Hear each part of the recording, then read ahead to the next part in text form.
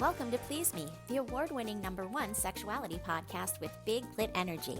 We explore sexuality, intimacy, pleasure, kink, and longevity to help you live a longer, healthier, more intimate life at any age. I'm Eve Hall, your host, on a journey from trauma to sexual liberation. Here we challenge shame, celebrate pleasure, and have the honest conversations about sexuality we were never taught to have. Let's reclaim pleasure and sexual confidence, one conversation at a time. Today I'm doing something a little different. As we transition between seasons of Please Me, I'm sharing a previously recorded guest appearance on Ask a Sex Therapist with Heather Shannon, titled Big Clit Energy with Eve Hall, Unlock Your Sexual Confidence. We dive into sexual confidence, intimacy, pleasure, and breaking through shame around sexuality. I'm happy to share that I've been nominated for a 2026 ASN Award for Best Educator. This year it's a one-time vote, so I would truly appreciate your support. The link is in the show notes, and I thank you for your vote. If you're ready to take your pleasure and sexual health seriously, explore the Sexual Longevity Protocol, a self-paced course designed to support you long-term. And if you want to start gently, download the 30-day self-pleasure and body reconnection practices, a free daily guide to help you reconnect with your body and build pleasure one day at a time. Before we dive in, if you enjoy Please Me, please follow the podcast and leave a 5-star review. It helps more people discover the show. For ad-free episodes, early access, and exclusive content, join me on Patreon or subscribe to my premium Substack. You can find all the links in the show notes. Thanks for your support. Please Me is for mature audiences, so sit back, relax, and surrender to the pleasure of Please Me.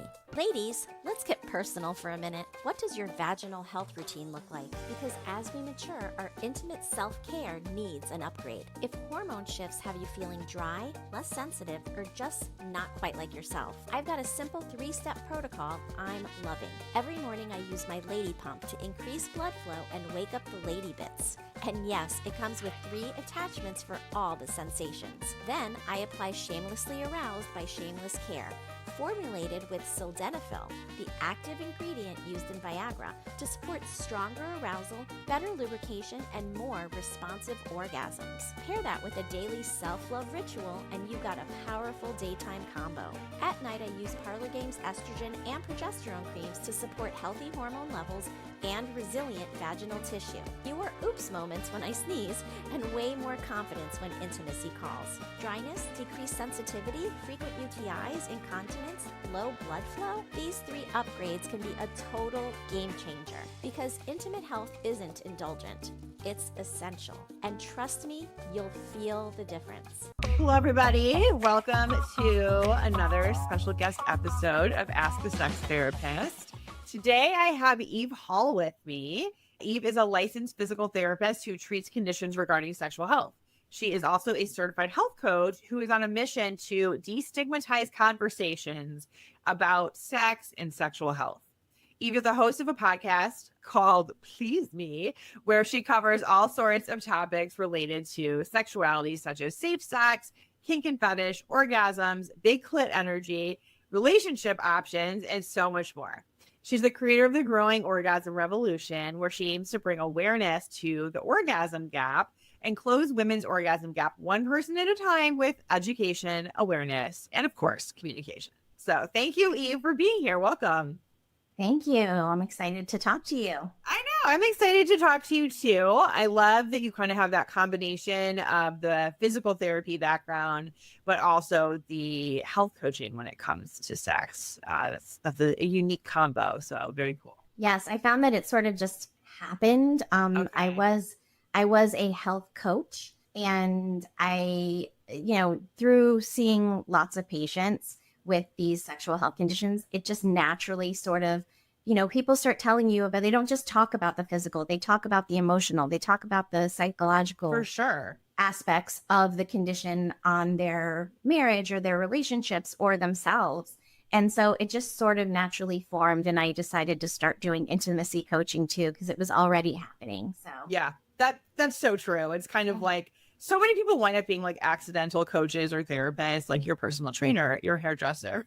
Yeah. And if you're a good listener, I mean, some people are just naturally like able to step into that role because they're good listeners. And I feel like that's something that I've always been pretty proud of in terms of like having a good bedside manner and like my clients really, relating to me in lots of different ways.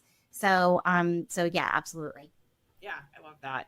I do want to hear more about this big clit energy. Tell us about that. Because we hear so much about like big dick energy, right? Yes. And just the fact that you're kind of, coining this term or discussing big clit energy, I feel like, yeah, why are we talking about that? so tell, what is big clit energy and why did you feel like it was important to talk about? Thanks for asking about it. Yeah. With my podcast, I covered topics like big dick energy, right? And I was like, well, what is the female equivalent of that? Mm-hmm. And I did some searching and I read some articles and they said, a woman can have big dick energy too. We consider like Beyonce has big dick energy and like Rihanna has big dick energy. And I'm like, okay, I agree that they have sensual confidence and possibly sexual confidence and Sure. they step into their feminine and they use that power. Yeah. However, I don't want to have big dick energy. I don't have a dick and I don't want to be associated with having a dick. I'm a woman and I want it to be a my thing, right? So yes, we can still have that sort of energy, right?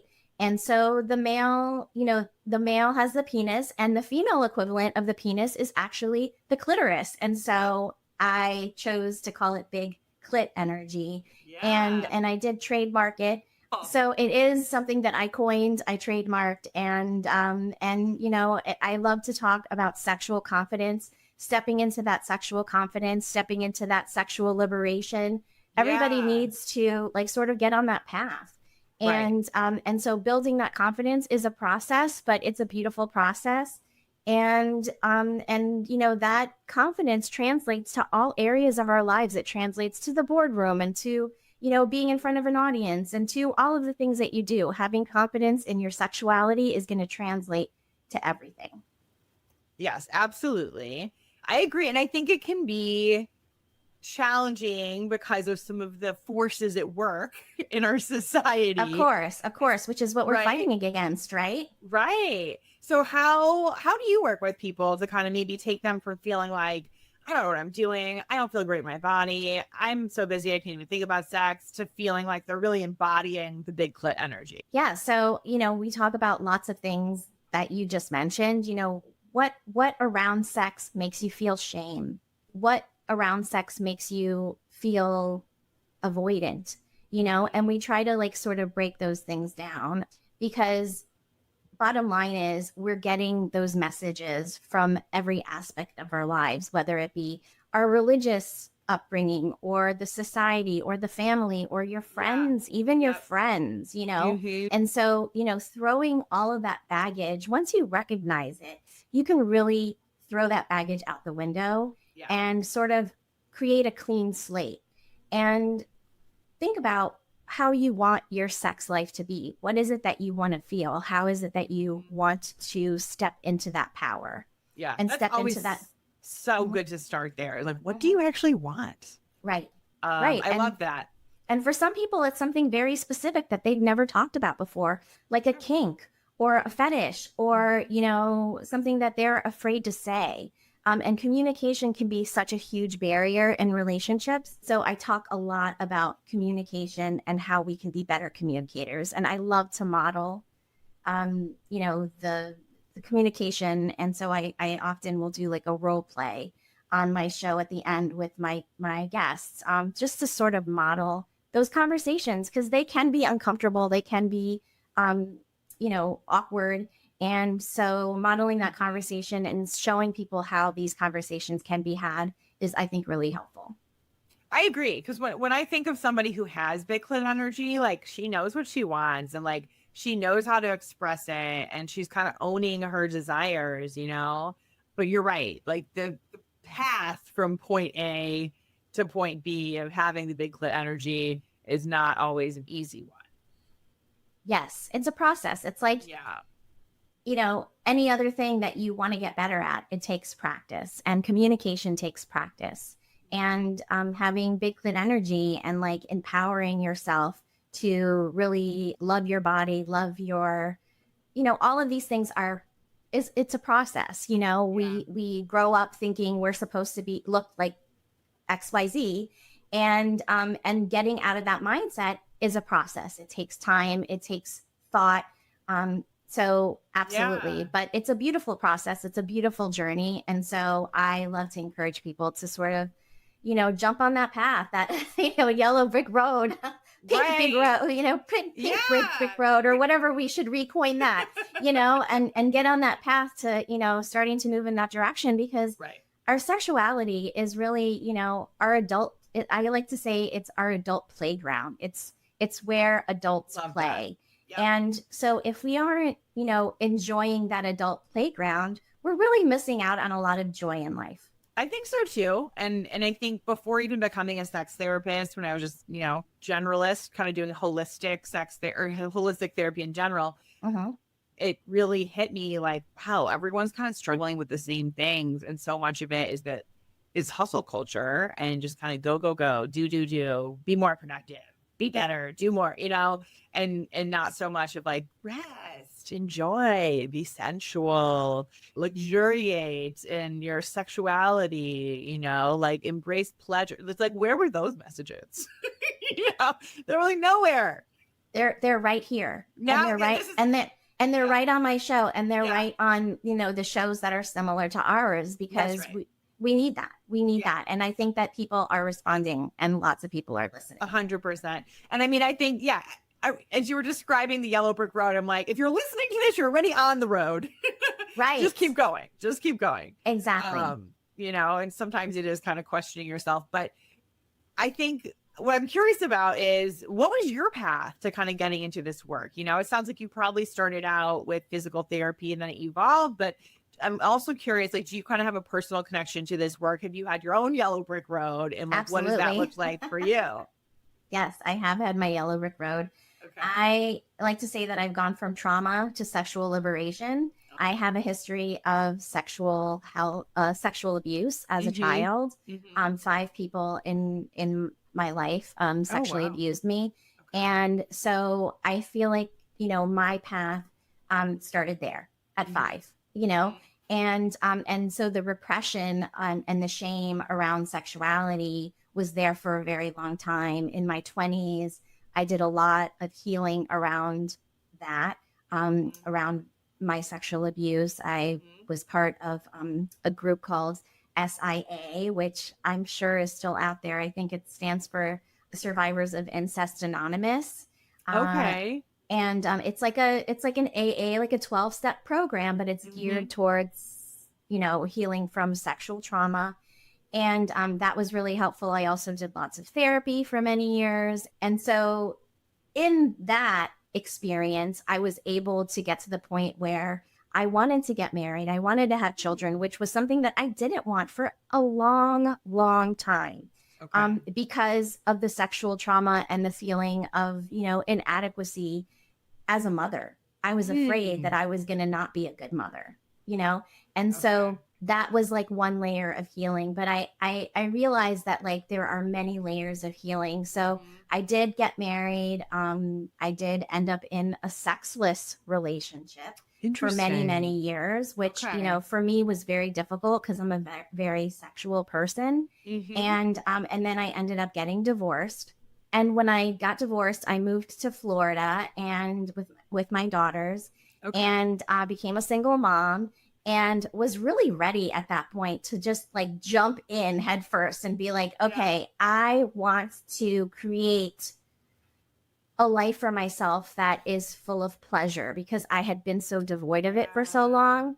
And so I really just, jumped on my own path and started having different experiences, being really open-minded about sex and trying things out, trying things that I'd never tried before, and really like figuring out what I really love. Yeah. And through that, I realized that I really love talking about sex, and I really, and so I changed my career path. After COVID, we all sort of had this like epiphany of like, hey, we can do what the hell we want. We don't have to work for somebody else, right? Yes. So I changed my career path, and I started focusing on the pelvic floor, and sexual health conditions, and I haven't looked back. I'm loving every minute of it. And I have to say that, with my clients, oftentimes they'll come to me and they'll say, I'm here, and you probably have the same exact thing. happen where they're saying, I'm here to talk to you about my sexual health or whatever it may be regarding sexuality. However, my wife doesn't know I'm here. Or I didn't tell my husband I was coming for treatment of my incontinence because I'm too embarrassed or whatever. Yeah. And I realized that there was such a huge breakdown in communication in relationships, not just short-term relationships, but long-term relationships, right? And so conversations need to be had.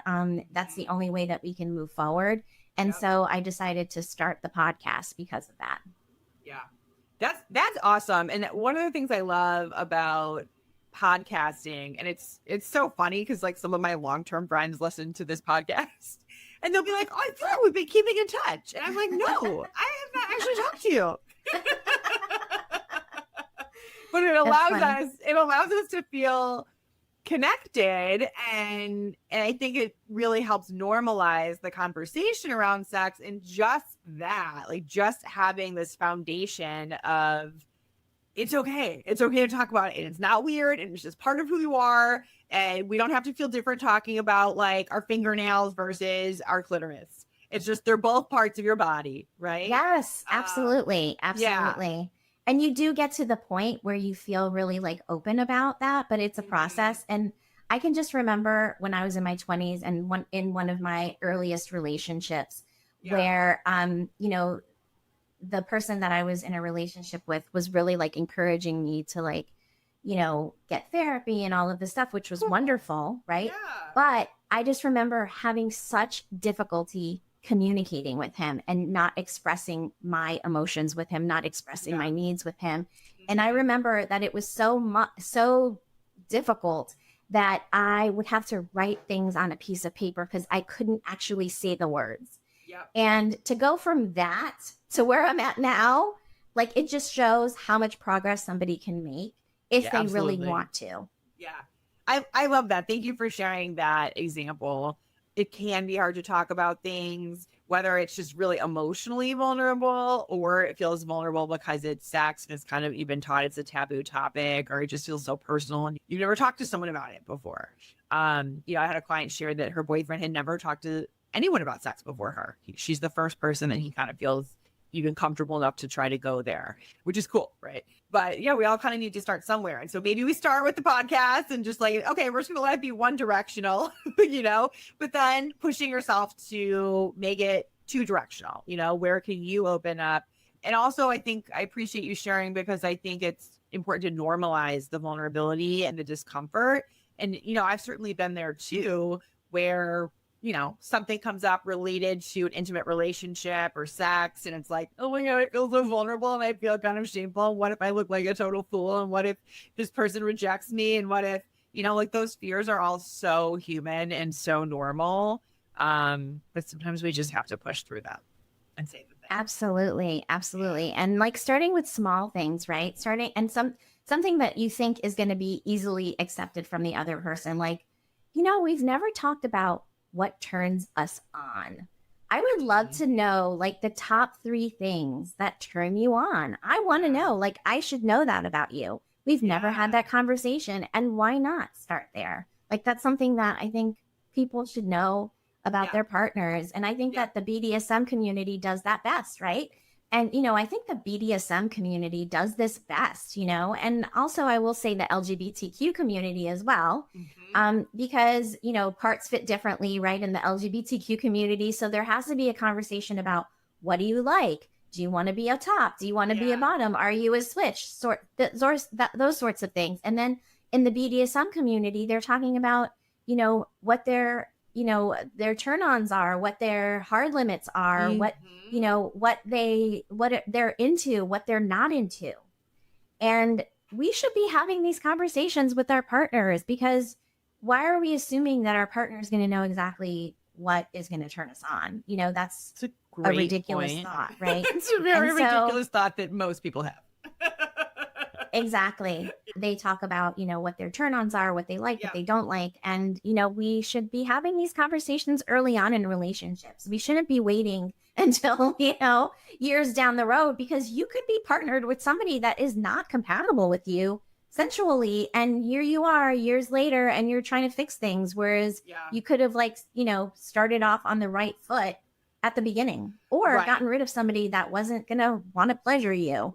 I mean, Yeah, I we think shouldn't be in a relationship. there's a lot to learn from the LGBTQ and the BDSM, and I would add the non-monogamous ENM communities, because anytime you're deviating from kind of the traditional relationship escalator, vanilla sex formula or social script, you have to be more conscious, right? Yes. And so some of these people have not had the option to kind of just like have a default programming, because that kind of hasn't been written. But I think what everyone can take from this, so even if you're like, hey, I'm cis, hetero, white, vanilla, whatever, this absolutely still applies to you, right? And it's an opportunity and an invitation to kind of be more conscious about those conversations and to do some more exploring, maybe, I liked what you said before about like exploring your fantasies, exploring your turn on. Absolutely. I mean, a fantasy is a fantasy, but it can be a reality if you want to explore it, and it can stay in fantasy land too, 100%. but maybe knowing about that fantasy will be a big turn on for your partner, so why not explore that? I mean, our bodies are meant for pleasure, head to toe, right? We have all of these sensory, touch sense receptors on our body, not just our genitals are sensitive. Our whole bodies are sensitive. I like to think of the whole body as an erogenous zone. So why not explore that with your partner? And it doesn't always have to be penetrative sex. It can be just an exploration of sensual touch. I love that. Let's talk a little bit more about like sexual exploration, because I'm sure there's some people listening that they're like, yeah, I probably am in a little bit of a sex rut. Yeah, we do the same two positions in the bed all the time. And like, it's fine. And then my partner kind of knows my buttons to press. And, maybe I even usually orgasm, but it's like, it's a little bit like, meh.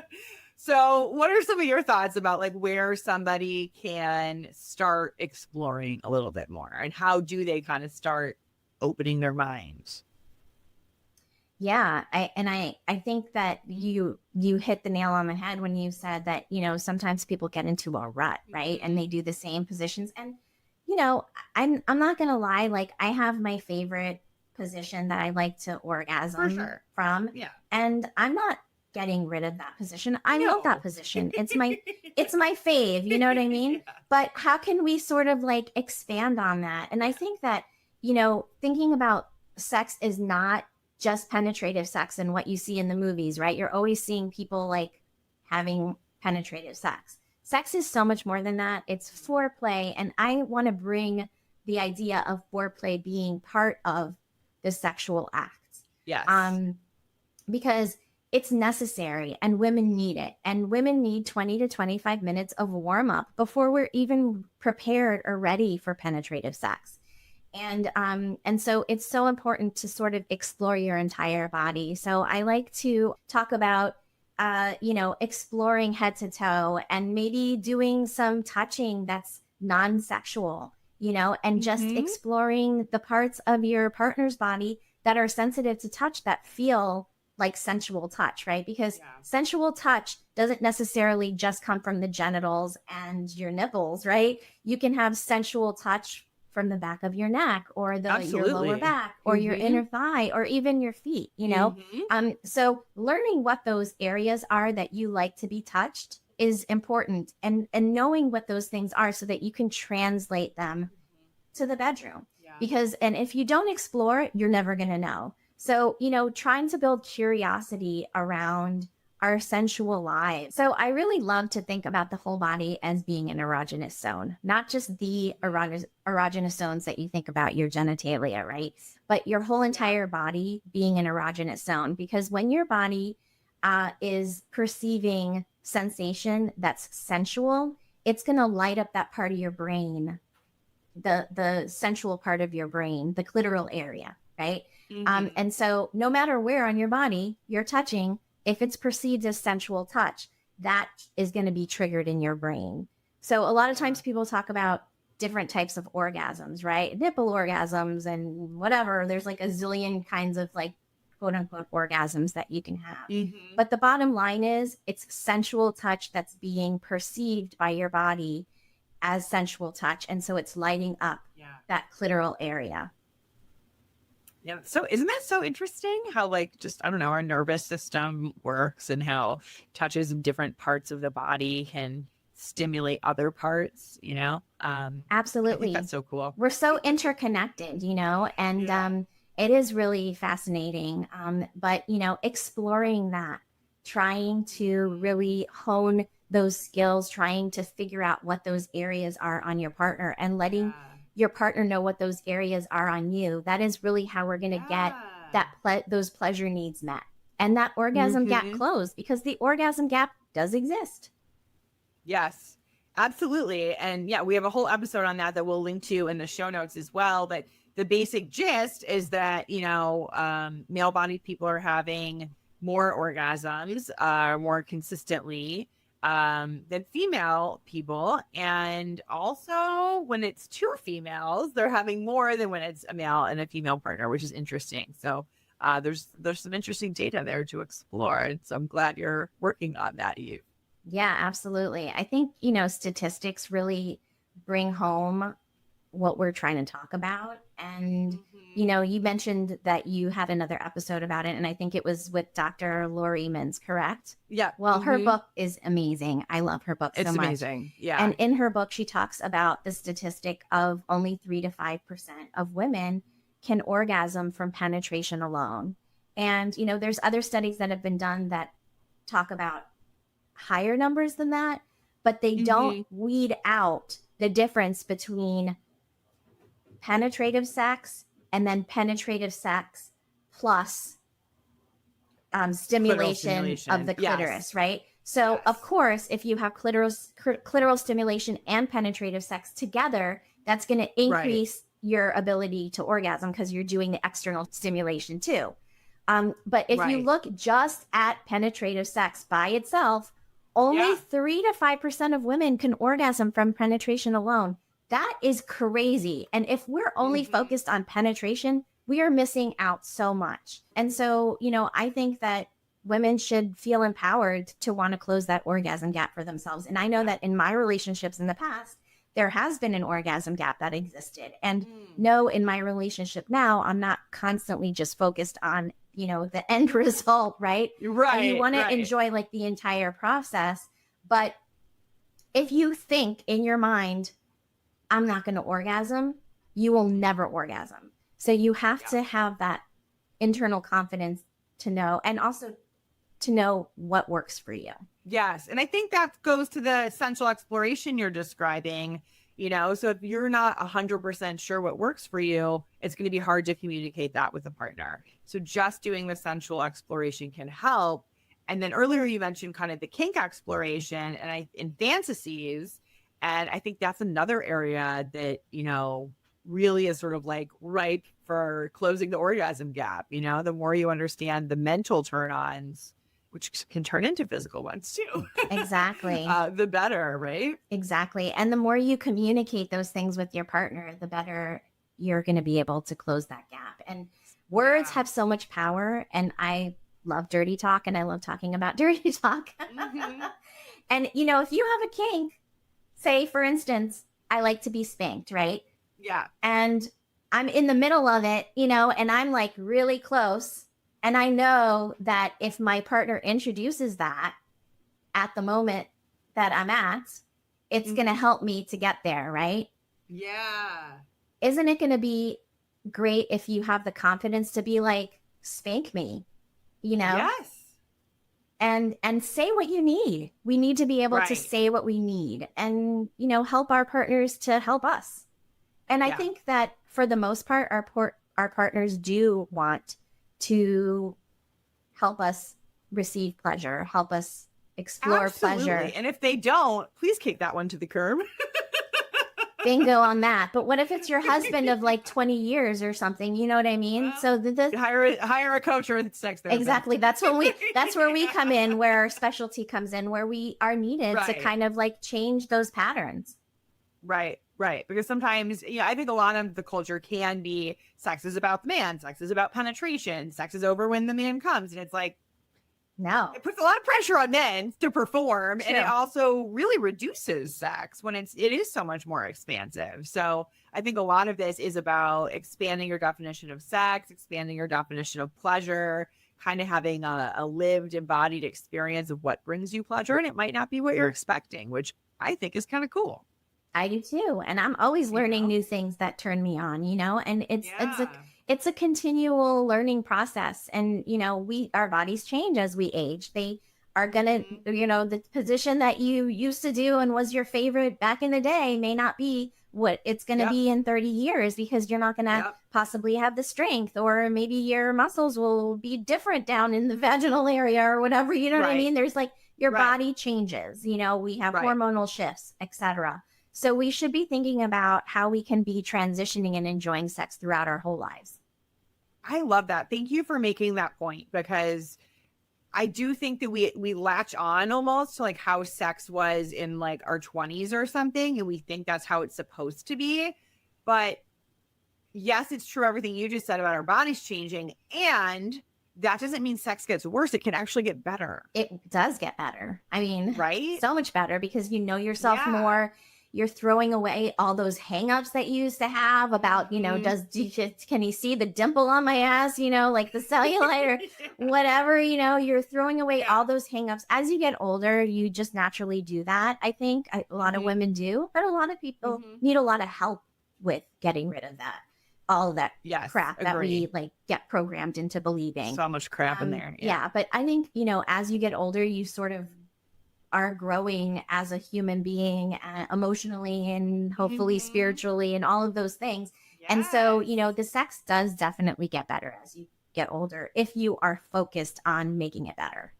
Yeah, it could totally get worse and disappear like it did in my first, in my marriage. It could, That's a good point. Yeah. It's kind of like if you nurture it, it's like if you think of it, it's like, this is our baby, and are we going to either take care of the baby or are we going to ignore the baby? Exactly. So nurturing it is key.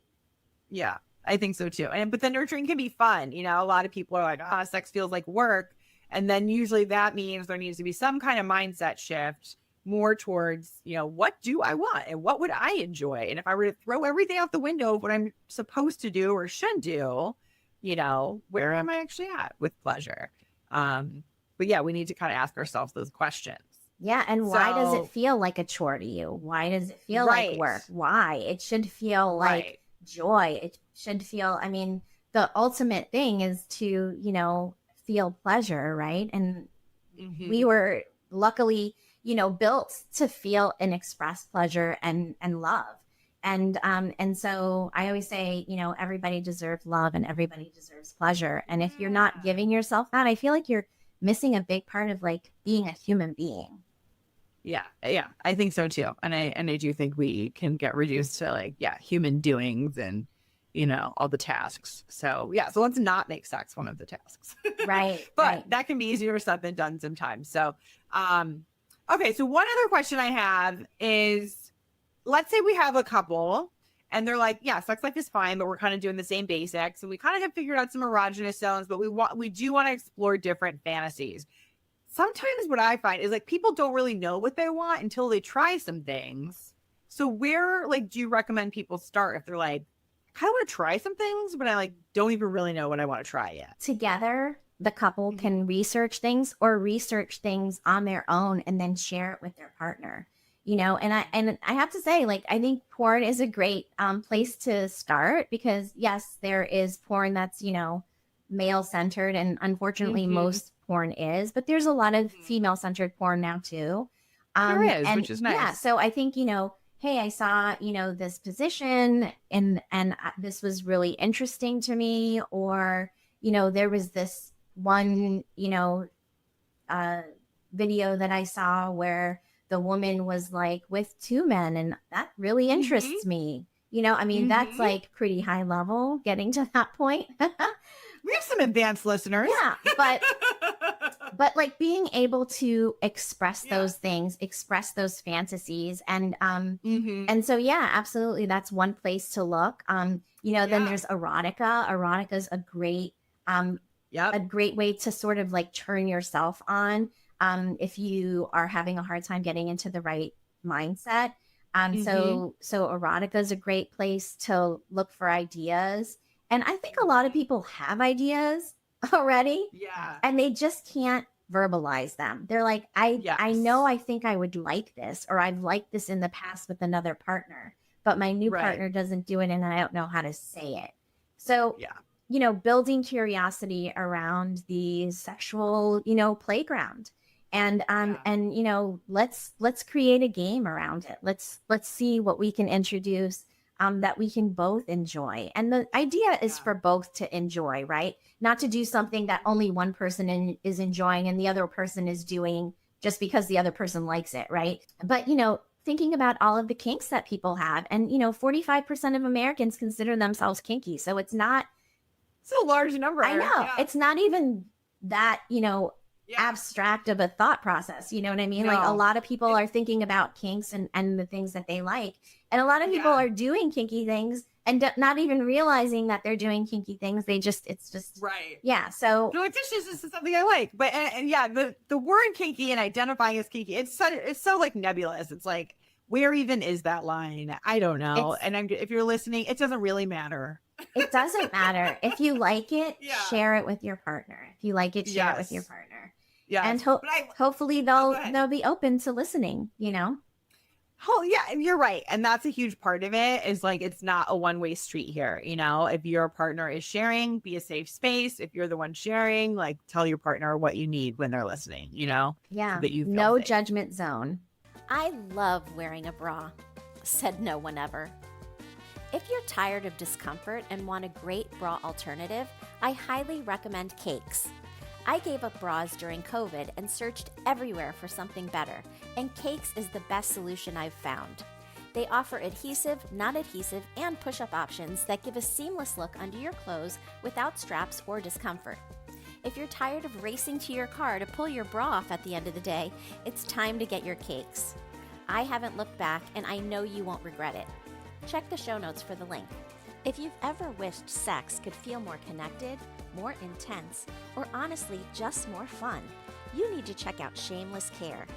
They're a telemedicine company built entirely around sexual health, real doctors, real prescriptions, and products that actually work. Like Shameless Chemistry, their oxytocin plus tadalafil blend that deepens connection and boosts arousal. Or Shamelessly Aroused, a topical cream with the active ingredient found in men's ED medication, increasing blood flow exactly where it counts.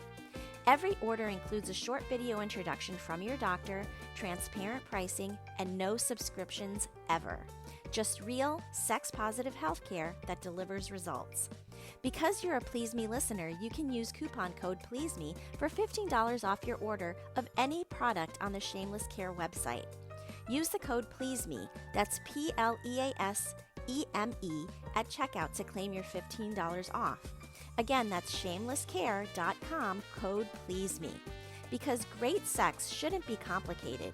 It should be shameless. This episode is sponsored by Shameless Care. Yeah. Yeah. And I've been very excited lately that kink is becoming more mainstream. Like in the last 10 days, probably, I've been interviewed by Women's Health magazine about hot wifing and cuckolding. Okay. And Well and Good about hog tying. Okay. Which is pretty fascinating. I'm like, wow, these are like very like mainstream outlets that are like going down that rabbit hole of some kinks. And it's exciting to me to just see like the more I think that we're seeing this in mainstream outlets, like, and then that show Dying for Sex, that's on Hulu. Oh, so I haven't watched that one. I got to watch that. That's where the hog tying interview came from, is because it was referenced. So there's like a palliative social worker in the show that mentioned that they're into hog tying. And then, the main character kind of goes down this rabbit hole of exploring some like power exchange. And I haven't finished watching the series, but it's pretty interesting. So I think the more we see it normalized, the more it kind of gives us permission to kind of be like, maybe it's okay. Erotica is a really great tool that I think people can introduce personally or with their partner. And they can, say something about the erotic story that they're reading and be specific. I think being specific is really important because, you know, some of it may be a turn on to like read, but there's like one part that you're like, ooh, that would be something that I would be willing to try. So really teasing out those things, teasing out the things that you're really super interested in and want to try with your partner. And again, you know, starting with like the, you know, really basic conversations and building up to those kinks and fetishes that, you know, may be something that are, you know, outside of the box. Yes. But it's good to think about sex as being outside of the box, because if you're always thinking about sex as being in the box, right? That's what I'm saying. You're going to have a very vanilla, boring sex life. You want to think about this aspect of your life as being outside of the box, and how can you make it richer by enhancing it with different modalities. How about introducing toys? Right. You know, toys are such a great tool. And I feel like sometimes people are intimidated by them. They shouldn't be. It's like any other tool that you use. It's something that you are putting in your toolbox that can only enhance the experience. So I think toys are another really great way to explore. And your partner may surprise you with something that they have been wanting to try. For instance, a lot of men want to try pegging. Yeah. You know, or anal play, and they're afraid to say it, you know?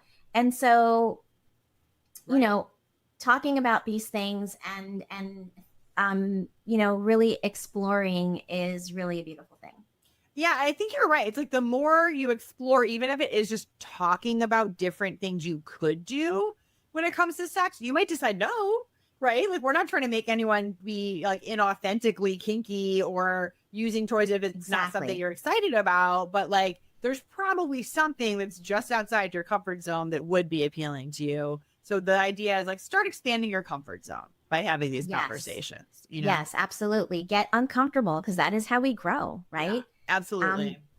Growth doesn't happen when you're comfortable. It happens when you're uncomfortable. So really getting out of that comfort zone and exploring with your partner and with yourself with yourself. Yes. You know, you can solo explore and you can find new creative things that you love that you want to introduce to your partner. Yeah. So exploring with yourself first and then introducing those things is another way that we can really kind of expand our sexual, you know, repertoire. Yeah, for sure.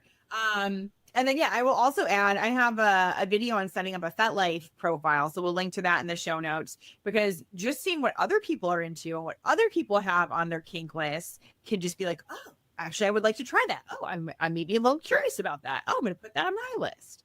And I think, you know, then when you get bored, go back to your list, like have it in writing somewhere, either have it in your FetLife profile or have a little journal. We're kind of keeping track of turn-ons and fantasies and things that are exciting to you. Yes, I think that's a really great place to look. FetLife, I'm not familiar with FetLife, but it's, you know, a fetish, you know, dating site. Well, it's not a dating site. So it's actually like Facebook for kinky people is how I would describe it. You can meet people there, but don't expect to. Be careful. Interesting. Okay. That's interesting, because I always thought it was a dating site. No. And I do a lot of education for SDC.com, which is a dating site. And it's also a really great place for education around sexuality. And there's lots of groups there. There's kinky groups. There's all sorts of things there. So becoming part of one of these sites is also another way to really sort of expand your horizons and sort of like get ideas. Yes. There's so many places where you can learn more. And it's just that like, we kind of limit ourselves, and so then we don't see the solutions, but they're out there. You know, if you need more, contact me or Eve, you know, we'll help you. Right, exactly. And that's what we'd love to do. It is. All right. Well, thank you so much for being here, Eve. If people are like, like Eve sounds like she's doing some cool stuff in the world, how do I connect with her? How do I work with her? Where would you like to send them? So the best place is pleaseme.online, and that's my website. And if you go to the contacts page and you send me a message, that'll go directly to my email. Cool. And all of my socials are there. So if you want to follow me on any social media, all of my socials are on the contacts page. And on my website, there is a plethora of information, a lot of webinars that I've done in the past, Cool. my podcasts, and also I have a store of sexy toys. Sometimes I'll recommend for some of my patients that have, like, for instance, erectile dysfunction, I'll say get a penis pump. So there's things that I recommend for my patients on there as well, and just lots of fun things. So definitely check out my site. I love that. And all your like coaching information and everything is there too. Everything's there. Great. All of it's there. Love it. Okay. We will link to that in the show notes as well. So everybody look out for that. Thank you everyone for listening. Thank you, Eve, for being here. We appreciate it. And we'll catch everybody next week on another episode of Ask the Sex Therapist. Bye, everybody. If you're looking to deepen your connection to your body, your pleasure, and your intimate life, you're not alone. I offer sexual health and intimacy coaching to support you with confidence, communication, pleasure, and sexual well-being. You can also explore my self-paced 3-module course, The Sexual Longevity Protocol, designed to help you build lifelong intimacy, pleasure, and sexual vitality. It's available now for $47.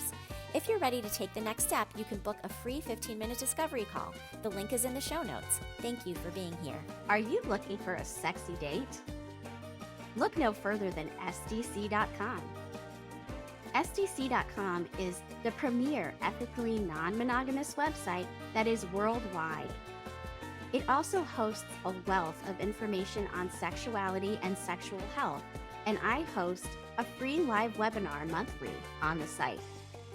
You can use code 37340 for a free trial membership on me. And be sure to reach out on the site and say hello. I want to personally invite you to join me on Patreon for ad-free listening, bonus episodes, and early releases. Already there is a lot of bonus content on there with many webinars that I've done in the past and a show that I've never released to the public before. My show is completely self-funded, and when you are able to support me in this way, I'm able to spread my message of body positivity, self-love, and women's empowerment, and empowerment in general around sexuality around the globe. And so with that being said, I appreciate everyone who has already joined Patreon. And if you've thought about joining, now's your nudge to do so.